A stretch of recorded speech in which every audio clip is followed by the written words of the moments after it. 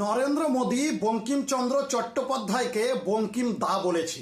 নরেন্দ্র মোদী বঙ্কিমচন্দ্র চট্টোপাধ্যায়কে বঙ্কিম দা বলেছে, আর তাই নিয়ে পশ্চিমবাংলার মানুষের খুব কষ্ট হয়েছে যে আমাদের বাঙালিদের অপমান করা হয়েছে। বাঙালিদের অপমান কিভাবে হলো? নরেন্দ্র মোদী বারবার এটা বোঝাতে চেয়েছে যে বঙ্কিমচন্দ্র চট্টোপাধ্যায় একজন মহান মানুষ আর তিনি বাঙালি ছিলেন। বারবার নরেন্দ্র মোদী এটাই বোঝাতে চেয়েছে বঙ্কিম দা বলে যে তিনি একজন বাঙালি ছিলেন। হ্যাঁ, অবশ্যই নরেন্দ্র মোদী ভুল করেছে, বঙ্কিম দা বলা উচিত হয়নি, বঙ্কিম স্যার কিংবা নাম ধরে বললেও হতো যে বঙ্কিমচন্দ্র চট্টোপাধ্যায়, তবুও মানুষ বুঝে নিত তিনি বাঙালি ছিলেন।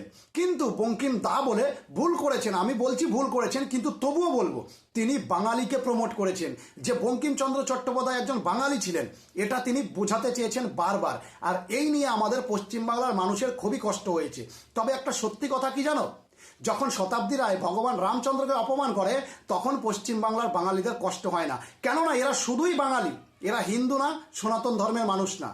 যখন চিরঞ্জিত চক্রবর্তী রামায়ণের অপমান করে তখনও বাঙালির কিচ্ছু আসে যায় না, কেননা এরা শুধুই বাঙালি, এরা হিন্দু না, এরা সনাতনী না।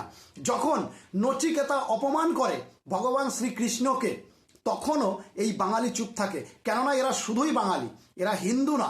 যখন সায়নী ঘোষ শিবলিঙ্গের অপমান করে তখনও এই বাঙালি চুপ থাকে, কেননা এরা শুধুই বাঙালি, এরা হিন্দু না, এরা সনাতনী না।